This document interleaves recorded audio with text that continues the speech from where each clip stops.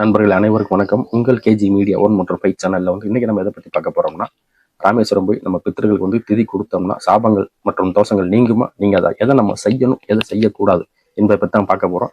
எந்த மாவட்டங்களில் இருந்து வரும் பக்தர்களாக இருந்தாலும் மதுரை மாட்டுத்தாவணி வந்துருங்க. மாட்டுத்தாவணி வந்துட்டு 5ஆவது பிளாட்ஃபார்ம்ல ராமேஸ்வரம் பஸ் நிற்கும். எப்பவுமே நீங்க அதாவது அமாவாசை காலங்கள், ஆடி அமாவாசையா இருக்கட்டும், தை அமாவாசையா இருக்கட்டும், புரட்டாசி மாலை வச்ச அமாவாசையா இருக்கட்டும், இந்த காலங்களில் பாத்தீங்கன்னா 5ஆம் நம்பர் பிளாட்ஃபார்மா ராமேஸ்வரம் அப்படின்னு போட்டிருக்கோம். நீங்க நேரம் அந்த பஸ்ல ஏறினீங்கன்னா நீங்க உங்களை ராமேஸ்வரம் பஸ்ல போய் இறக்கி விட்டுருவாங்க. அதுக்கப்புறம் போய் எப்படி போறது, எங்க தங்குறது என்பதை பத்தி நான் சொல்றேன். நம்ம சேனலை மறந்துடாம லைக் பண்ணுங்க, ஷேர் பண்ணுங்க, கமெண்ட் பண்ணுங்க, சப்ஸ்கிரைப் பண்ணுங்க. முக்கியமா ஸ்கிப் பண்ணாம பாருங்க. இப்போ நம்ம எல்லாரும் ராமேஸ்வரம் போகலாம். வாங்க நம்ம ராமேஸ்வரத்துல சந்திக்கலாம்.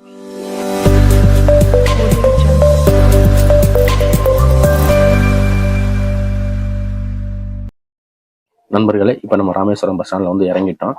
இப்போ இங்கே பார்த்தீங்கன்னா இந்த ஆலயம் எந்த ஆண்டு கட்ட ஆரம்பிக்கப்பட்டு எந்த ஆண்டு முடிக்கப்பட்டது என்பது வரைக்கும் இந்த போர்டில் விளக்கமாக போட்டிருக்காங்க. அதுக்காக இந்த போர்டை நான் காமிச்சிருக்கேன். இப்போ ராமேஸ்வரம் பஸ் ஸ்டாண்டில் நம்ம இறங்கிட்டோம். இறங்கின உடனேவும் நீங்கள் ஆட்டோவில் பிடிச்சி போகிற மாதிரி இருந்தீங்கன்னா, தனிப்பட்ட முறையில் போகிற மாதிரி இருந்துச்சுன்னா ஒரு ஆளுக்கு 120 முதல் 150 வரைக்கும் கேட்பாங்க. நீங்கள் இப்போ மொத்தமாக சேரட்டில் போகிறாங்க, நீங்கள் சிங்கிள் ஆளாக வர்றீங்கன்னா ஒரு ஆளுக்கு 20 ரூபா தான் கேட்பாங்க, அல்லது 30 அல்லது 50 ரூபாக்குள்ளதான் கேட்பாங்க. நீங்க ஆட்டோல ஏறி உட்கார்ந்ததுக்கு அப்புறம் நேர தெற்கு கோபுர வாசல்ல போய் இறக்கி விட்டுருவாங்க. கிழக்கு கோபுர வாசலுக்கு நீங்க நடந்துதான் போற மாதிரி இருக்கும். இப்ப நீங்க இறங்கிட்டீங்க, ராமேஸ்வரத்துல போய் நீங்க கோயில் வாசல்ல போய் இறங்கிட்டீங்க. தங்குறதுக்கு உங்களுக்கு இடம் எப்படி அப்படின்னு சொல்லி நீங்க யோசிக்கவே வேண்டாம். உங்க பட்ஜெட்டுக்குள்ள இருக்கணும் அப்படின்னா ஒரு ஆளுக்கு 100 ரூபாய் வசூலிக்கக்கூடிய சத்திரங்கள்ல நிறைய இருக்கு. ஒரு ஆளுக்கு 100 ரூபா தான் வசூலிக்கிறாங்க. இல்ல நாங்க ரூம்ல ஸ்டே பண்ணிக்கிறோம் அப்படின்னு நீங்க பாத்தீங்கன்னா 650 ரூபாயிலிருந்து 1500 ரூபா வரைக்கும் அப்படியே மேலே போகும். உங்களுக்கு ஏசி ரூம் இருக்கு, சிங்கிள் ரூம், டபுள் ரூம், இப்படி இந்த மாதிரி நிறைய இருக்கு. இப்போ நீங்க அந்த மாதிரி தங்கிக்கலாம். தங்கிட்டு இப்போ நீங்க முன்னக்கூடியே போயிட்டீங்க, நாளை காலைல தான் நம்ம சாமி கும்பிட போறப்போ சாயந்தரமே 4 மணி 5 மணி போய் ராமேஸ்வரம் இறங்கிட்டோம் அப்படின்னா நீங்க ஸ்டே பண்றதுக்கு இந்த வசதிகள்லாம் எல்லாமே இருக்கு. உங்களுக்கு குளிக்கிற இடம் இருக்கு, தனித்தனி எல்லாமே வச்சிருக்காங்க. அதனால நீங்க கவலைப்பட வேண்டியதே இல்லை. இப்போ நம்ம கிழக்கு வாசல் அப்படியே தெற்கு வாசல் நம்மளை ஆட்டோல இறக்கி விட்டாங்க. அப்படியே நடந்தே வடக்கு வாசலை தாண்டி அப்படியே கிழக்கு வாசல் முன்னாடி நம்ம வந்துட்டோம். இது ராமநாத சுவாமியினுடைய கிழக்கு கோபுர வாசல். நம்ம வந்துட்டோம். இப்போ நம்ம முன்னோர்களுக்கு திதி கொடுக்கறத பத்தி நம்ம பார்க்கலாம். இப்போ நீங்க பாத்தீங்கன்னா ராமேஸ்வரம் திதி கொடுக்க வரும் பக்தர்கள் முக்கியமா தெரிஞ்சுக்க வேண்டிய ஒரு விஷயம் இருக்கு. அதிகாலை 4:30 முதல் மதியம் 12 மணி வரைக்கும் தான் திதி கொடுக்குற அக்னி தீர்த்த கடல்ல முன்னாடி எல்லா ஐயருமே உட்கார்ந்துருப்பாங்க. இதை ஃபர்ஸ்ட் நீங்க புரிஞ்சுக்கோங்க. அதுக்கப்புறம் 12 மணிக்கு மேல யாருமே இருக்க மாட்டாங்க. யாராவது ஒரே ஒருத்தர் தான் இருப்பாரு. மதியத்துக்கு மேல எல்லாம் ஒருத்தர் தான் இருப்பார். அவர்கிட்ட தான் நம்ம கியூல நின்று கொடுக்குற மாதிரி வரும். அதனால பக்தர்கள் அதிகாலை 4:30 முதல் 12 மணிக்குள்ள திதி கொடுக்குற மாதிரி பிளான் பண்ணி வந்துருங்க. நம்ம முன்னோர்களுக்கு திதி கொடுக்கக்கூடிய அக்னி தீர்த்த கடலை நோக்கி இப்ப நம்ம போய்கிட்டு இருக்கோம். நம்ம குடும்பத்துல யாராவது ஒருத்தவங்க இறந்துட்டாங்கன்னா ஒரு வருஷம் முடிஞ்ச உடனேவும் நீங்க யார்கிட்டயுமே கேட்காம நேரா ராமேஸ்வரம் வந்துருங்க. ராமேஸ்வரம் வருஷ திதின்னு ஒண்ணு இருக்கு. அதை நீங்க கொடுத்துட்டு போங்க. குடும்பங்கள் சுபிட்சமா இருக்கும். இப்ப நம்ம திதி கொடுக்காம போறதுனால குழந்தையின்மை, குடும்பத்தில் பொருளாதார சிக்கல், கடுமையான வறுமை, கடுமையான நோய், வாகன விபத்துக்கள் இதெல்லாம் நடக்கிறதுக்கு 100% வாய்ப்பு இருக்கு. முன்னோர்களுக்கு வருஷ திதி கொடுத்தே ஆக வேண்டும் என்று ஐதீகம் சொல்லுது. வருஷ திதி நீங்கள் கொடுத்து விட்டால் நம்ம குடும்பத்தில் திருமண தடை நீங்கும், குழந்தை பேர் நல்லா இருக்கும், செல்வ செழிப்போடு இருப்பீங்க. அதே மாதிரி எந்த ஒரு பிரச்சனை இருந்தாலும் உடனே சால்வ் ஆயிரும். இப்படி நிறைய எண்ணற்ற நன்மைகள் நடக்கிறதுக்கு 100% வாய்ப்பு இருக்கு. இப்போ நம்ம அக்னி தீர்த்த கடலை நம்ம நெருங்கிக்கிட்டு இருக்கோம். நம்ம ராமேஸ்வரம் வந்துட்டோம் திதி கொடுக்கறதுக்கு. இப்போ திதி கொடுக்கறதுக்கு எவ்வளவு செலவாகும் தெரியலையே அப்படின்னு சொல்லிட்டு நிறைய பக்தர்கள் குழப்பத்தில் இருப்பாங்க. அந்த குழப்பத்துக்கு ஏதோ பதில். நீங்க திதி கொடுக்கறதுக்கு இங்க ராமேஸ்வரம் வந்துட்டீங்கன்னா 300 ரூபாயிலிருந்து ஆரம்பிக்கிறாங்க. இதுல வருஷ திதி அப்படின்னா உங்களுக்கு 1000 ரூபாய், 1500 ரூபாய், 3000 ரூபாய், இப்படி அவங்க தன்மை ஏற்ற மாதிரி சொல்லிக்கலாம். இப்போ பார்த்தீங்கன்னா ஒரு வீட்டில் திதியே கொடுக்காம பல வருஷங்கள் ஆயிருக்கும். அந்த குடும்பங்கள் பயங்கர கஷ்டப்பட்டு ஏதாவது ஒரு ஜோசியரை பார்த்து அவர் மூலியமா நீங்கள் போய் இந்த மாதிரி திதி கொடுத்துருவாங்க, எல்லாமே சரியாகும்னு சொல்லியிருப்பாங்க. அதை கேட்டு ராமேஸ்வரம் வந்திருப்பாங்க. அவங்களாம் தெரியாமல் இருக்கும். அவங்களுக்கு அந்த வருஷ திதி என்பது 1500 ரூபாய்க்கு ஹோமம் வளர்த்து நீங்கள் திதி கொடுத்தீங்கன்னா நல்லா இருக்கும்.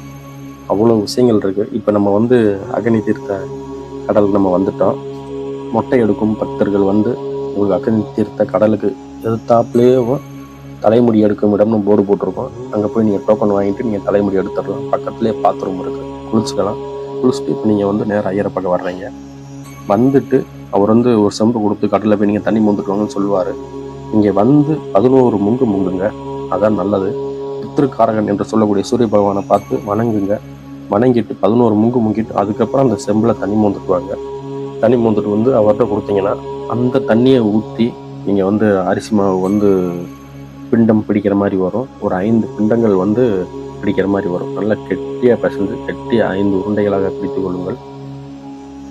அந்த பிண்டங்களுக்கு நம்ம வந்து நம்ம முன்னோர்களுக்காக உணவிடப்படும் அந்த பிண்டங்களுக்கு வந்து நம்ம வந்து அபிஷேகம்லாம் செஞ்சு நம்ம வந்து கடலில் கரைக்கிற மாதிரி வரும். ஒரு பிண்டத்தை வந்து பக்கத்தில் வந்து காக்காக்கி வச்சுக்கோங்க. மிச்ச 4 பிண்டத்தை வந்து நீங்கள் வந்து கடலில் கரைச்சிடலாம். கரைச்சிட்டு அப்படியே குளிச்சுட்டு அப்படியே நீங்கள் ஈரத்தோடய நீங்கள் வர வேண்டியது வரும். நம்ம ராமேஸ்வரம் வந்துட்டோம், திதி கொடுத்துட்டோம், அப்பாடா நம்ம கடமை முடிஞ்சது அப்படின்னு சொல்லி வீட்டில் போய் நம்ம முன்னோர்களை மறந்துடாதீங்க. இதை நான் வந்து ஏன் சொல்கிறேன்னா, ஒவ்வொரு அமாவாசைக்கும் உங்களால் விரதம் இருக்க முடியலை, நம்ம பட்ஜெட் வந்து ரொம்ப கீழே போய்கிட்டு இருக்கு, விரதம் இருக்க முடியலை அப்படின்றவங்க வந்து பசுமாட்டுக்கு வந்து ஒரு 10 ரூபாய்க்கு அகத்திக்கீரை வாங்கி கொடுங்க, 2 பழம் வாங்கி கொடுங்க, அருகம்புல் வாங்கி கொடுக்கலாம். பச்சரிசியில் வெல்லம் கலந்த சதத்தை வந்து உருண்டையை உருட்டி பசுவுக்கு கொடுக்கலாம். இப்படி நீங்கள் ஒவ்வொரு அமாவாசைக்கு இதை மட்டும் நீங்கள் செஞ்சுக்கிட்டே வந்தீங்கன்னா உங்களுக்கு வருஷத்திதி வரும்போது அந்த ராமேஸ்வரம் போகக்கூடிய பாக்கியத்தை வந்து உங்கள் முன்னோர்களே ஏற்படுத்தி கொடுப்பாங்க. உங்களுக்கு நீங்கள் கவலைப்பட வேண்டியதே இல்லை. அந்த டைமில் வந்து நீங்கள் வந்து அவங்களுக்கு எதுவுமே செய்யாமல் திடீர்னு வந்து நம்ம திதி கொடுக்கணும் கஷ்டப்படுறோம் அப்படின்னு நினைக்காதீங்க. திதி கொடுக்காம எத்தனையோ வீடுகளில் எனக்கு தெரிஞ்சு கல்யாண வயசெல்லாம் தாண்டி 40 வயசு வரைக்கும் கல்யாணமே ஆகாமலாம் இருக்காங்க. அதுக்கப்புறம் வந்து யோசித்து பார்த்து வந்து முன்னோர்களுக்கு திதி கொடுத்துட்டு போகிறவங்கெல்லாம் நான் பார்த்துருக்கேன். அதனால் மாதம் ஒவ்வொரு அமாவாசைக்கும் பசுவுக்கு வந்து அகத்திக்கீரை, வாழைப்பழம், அருகம்புல், பச்சரிசியில் வந்து வெல்லம் கலந்த அப்படியே ஒரு உருண்டையாக உருட்டி கொடுங்க, நல்லதே நடக்கும். அந்த வருஷத்துக்கு வரக்கூடிய நாட்களில் உங்களுக்கு வந்து பொருளாதார சிக்கல்லாம் மாறி நீங்களே ஆட்டோமேட்டிக்காக குடும்ப ஒற்றுமையோடு ராமேஸ்வரம் வந்து நம்ம முன்னோர்களுக்கு வந்து திதி கொடுத்துட்டு போகக்கூடிய அந்த அருமையான ஒரு பாக்கியத்தை நம்ம முன்னோர்களே நம்ம கொடுப்பாங்க. இப்போ வந்து பார்த்திங்கன்னா இங்கே வந்து அக்னி தீர்த்தத்தில் வந்து திதி கொடுத்துக்கிட்டு இருக்காங்க. நம் உயிரோடு ஒட்டி இருக்கும் இந்த உடலுக்கு எப்படி 3 வேளையும் உணவு தேவைப்படுகிறதோ, எப்படி ஒரு வேளை பசி கூட நம்ம தாங்க மாட்டோமோ, அதே மாதிரி தான் நம்ம முன்னோர்களும் வருஷம் அவர்களுக்கு திதி கொடுங்க. நீங்கள் கொடுக்கும் ஒவ்வொரு வருட திதியும் ஒரு வருஷத்துக்கு உண்டான உணவு என்பதை சொல்லி, இப்போ நீங்கள் வந்து சில குடும்பங்களில் பார்க்கலாம், 2-3 அண்ணன் தம்பிங்க இருப்பாங்க. அப்படி இருக்கிற வீடுகளில் வந்து திதி நான் கொடுக்குறதா நீ கொடுக்குறதா அல்லது நான் பெருசா நீ பெருசா என்ற போட்டியெல்லாம் வரும். நம் முன்னோர்களுக்கு திதி கொடுக்கும்போது தயவு செஞ்சு யாருமே போட்டி போடாதீங்க. முன்னோர்களுக்கு திதி யார் கொடுக்குறாங்களோ அவங்களுக்கு நல்ல நிம்மதியான வாழ்க்கை, நிம்மதியான பொருளாதாரம், நிம்மதியான தொழில் என்று பல விஷயங்கள் கைகூடி வரும். அதனால வந்து தயவு செஞ்சு தோது போடாதீங்க. இந்த விஷயத்துல மூத்தவர் கொடுக்க முடியாட்டி இளையவர் கொடுங்க, திதி கொடுங்க. போய் திதி கொடுக்குறன்ற விஷயம் வந்து தானா வரணும். அது வந்து நம்ம முன்னோர்கள் இருக்கக்கூடிய அவங்க மேல இருக்கிற அன்பு வந்து தானா வரணும். நம்ம சொல்லி சொல்லி சொல்லி வரக்கூடாது. அதுல வந்து அவங்களுக்கு வந்து வெறுப்பு தான் ஏற்படுமே தவிர, என்ன அவங்க வேற 2 வருஷத்துல திதி கொடுக்கணுமா, அப்படி பண்ணணுமா இப்படி பண்ணணும், அப்பா நல்லா இருப்பேன் இப்ப நல்லா இல்லையா அப்படி கேட்கறது அவங்கள விட்டுருங்க. அது தேவையில்லை. அவங்களுக்கு வந்து நம்ம முன்னோர்கள் வந்து உணர்த்துவார்கள். இதுல சில பேருக்கு வந்து சில குழப்பங்கள் இருக்கும். திதி வந்து ராமேஸ்வரம் வந்து தான் கொடுக்கணுமா, என் வீட்டிலேயே செய்யக்கூடாதா அப்படின்ற குழப்பங்கள்லாம் இருக்கும். வீட்டில் வந்து முடிஞ்ச வரைக்கும் என்னுடைய இத்தனை 23 ஆண்டு கால அனுபவப்படி வீட்டில் வந்து திதி கொடுக்காதீங்க. வருஷ திதி வந்து நேராக ராமேஸ்வரம் வந்துருங்க. அதுக்கு உண்டான பொருளாதாரம் எப்படியாவது உங்களுக்கு அமைஞ்சிடும். அந்த 1 மாதம் முன்னாடி நீங்கள் பிளான் பண்ணீங்கன்னா, இந்த மாதிரி சரி இந்த மாதிரி வருஷ திதி வருது, 1 மாதம் முன்னாடி நீங்கள் பிளான் பண்ணீங்கன்னா கண்டிப்பாக அந்த டைமில் அந்த பொருளாதாரத்தை முன்னோர்கள் ஏற்படுத்தி கொடுப்பாங்க. நீங்கள் கவலையே படாதீங்க. ஆனால் வீட்டில் சில பேர் சொல்லலாம், வீட்டில் கொடுங்க அப்படின்னு சொல்லலாம். ஆனால் எனக்கு தெரிஞ்சு வீட்டில் கொடுப்பது வந்து அவ்வளோ சிறப்பானதாக இல்லை. இப்போ வந்து பார்த்தோம்னா நம்ம வந்து திதி கொடுத்துட்டு அப்படியே நம்ம வந்து தீர்த்தம் ஆடுவதற்கு 21 தீர்த்தம் ஆடுவதற்கு நம்ம வந்து வந்துக்கிட்டு இருக்கோம். கிழக்கு வாசல் நோக்கி போகிறப்ப நம்ம அந்த 21 தீர்த்தம் வந்து எங்கே இருக்குன்னு பார்த்தீங்கன்னா, முன்னாடி வந்து நம்ம கிழக்கு வாசல் லெஃப்ட் சைட்லேயே வச்சுருந்தாங்க. ஒரு ஆளுக்கு டிக்கெட் வந்து 25 ரூபா. இப்போ பார்த்தீங்கன்னா அப்படியே நம்ம வந்து வடக்கு பக்கம் போய் வடக்கு வாசல் கோபுர வழியாக தான் ஃபுல்லாக நம்ம போகிற மாதிரி பிளான் பண்ணி வச்சுருக்காங்க. இப்போ 21 தீர்த்தமாடுறதுக்கு வந்து ஒரு நபருக்கு வந்து பெரியவராக இருந்தாலும் சின்ன குழந்தைகளாக இருந்தாலும் 25 ரூபா தான் டிக்கெட்டு. கொடுத்து விட்டு வரும்போது ஈர துணியோடையே வாங்க. ஏன்னா நீங்கள் வந்து அந்த அக்னி தீர்த்தத்தில் முடிந்து திதியை கொடுத்துட்டு நீங்கள் வந்து 21 தீர்த்தமாட வரும்போது அந்த தீர்த்த தொட்டியிலிருந்து ஒரு தண்ணி மூணு மேலே திரும்ப தான் ஊற்றுவாங்க. ட்ரெஸ் எல்லாம் மாற்றிடாதீங்க. அப்படியே கட்டின வேட்டியோடு அப்படியே நீங்கள் வாங்க. ஈரத்தோடையே வந்து வடக்கு கோபுர வாசல் வழியாக வந்து நீங்கள் வந்து உள்ளே போகிற மாதிரி தான். ஒரு யார்ட்டையுமே கேட்க வேணாம். நம்ம வீடியோ நம்ம சேனல் கேஜி மீடியா 1 மற்றும் 5 சேனலில் இந்த வீடியோ வந்து ஒளிபரப்பாக போகுது. இந்த வீடியோ உங்கள் கையில் இருந்துச்சுன்னா நீங்கள் வந்து ராமேஸ்வரம் வரும்போது யாரை பற்றி எதுவுமே கேட்க வேண்டியதில்லை. முழு விளக்கமும் இந்த வீடியோவில் என்னால் எவ்வளோ முடியுமோ அந்தளவுக்கு நான் கொடுத்துட்றேன். இன்னும் பல குடும்பங்களில் நான் கேள்விப்பட்டிருக்கேன். இந்த மாதிரி வந்து அவர் வந்து இருந்த வரைக்கும் எங்களுக்கு எதுக்குமே செய்யலை, இப்போ போய் அவருக்கு எப்படி நாங்கள் மனசார போய் திதி கொடுக்க முடியும்? அப்படிலாம் யாருமே பேசாதீங்க தயவு செஞ்சு. பெற்றவங்களை பொறுத்த வரைக்கும் அவங்க இருக்க போய் தான் நம்ம இந்த பூமிக்கே வந்திருக்கோம் என்ற அந்த நன்றியை வந்து மனசில் எப்போதும் இருக்கட்டும். அவங்க உங்களுக்கு செஞ்சுருக்காங்க, செய்யலை, அதெல்லாம் இயற்கையோட விதி, அதை யாராலையும் மாற்ற முடியாது. ஏன்னா ஆனால் நீங்கள் உங்கள் குடும்பம் உங்கள் சந்ததிகள் நல்லா இருக்கணும் அப்படின்னா நம்ம முன்னோர்களுக்கு திதி கொடுக்கும் பழக்கத்தை ஏற்படுத்தி கொள்ளுங்கள். இந்த திதி கொடுக்கும் பழக்கத்தை நீங்கள் ஏற்படுத்திக்கிட்டீங்கன்னா உங்கள் வாழ்க்கையில் பல மாற்றங்கள் ஏற்படும். எந்த பிரச்சனையுமே உங்கள் வாழ்க்கையில் இருக்காது. இப்போ இன்னொரு முக்கியமான விஷயம், துணியை கொண்டு வந்து கடலில் எரியாதீங்க தயவு செஞ்சு. ஏன்னா இதை தான் அவங்க சொல்கிறாங்க நிர்வாகம். துணியை கொண்டு வந்து இறந்தவங்களோட துணியை கொண்டு வந்து கடலுக்குள்ளே போடாதீங்க. ஏன்னா அது வந்து உள்ளே குளிக்கிறவங்க காலில் நிறையா சிக்குது. அதனால் ஒரு ஓரத்தை கூட போட்டுருங்க, கொண்டு வந்து உள்ளே போடாதீங்க. இப்போ இதுலேயே பார்த்தீங்கன்னா நம்ம கிழக்கு வாசல் வந்துட்டோம்.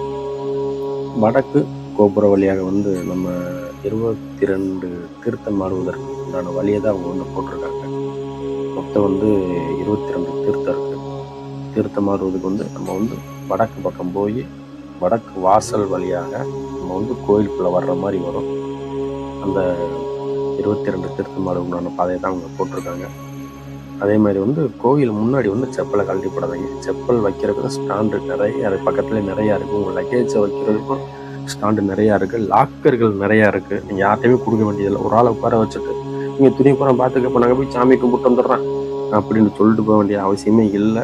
அதுக்கு லாக்கர் தனியாக இருக்குது. அந்த லாக்கர் துணியை வச்சுட்டு நீங்கள் போய் எல்லாருமே ஒரு மனசாக நிம்மதியாக சாமி கும்பிட்டு வரலாம். இப்போ வந்து நம்ம வடக்கு கோபுர வாசல் வழியாக வந்துட்டோம்.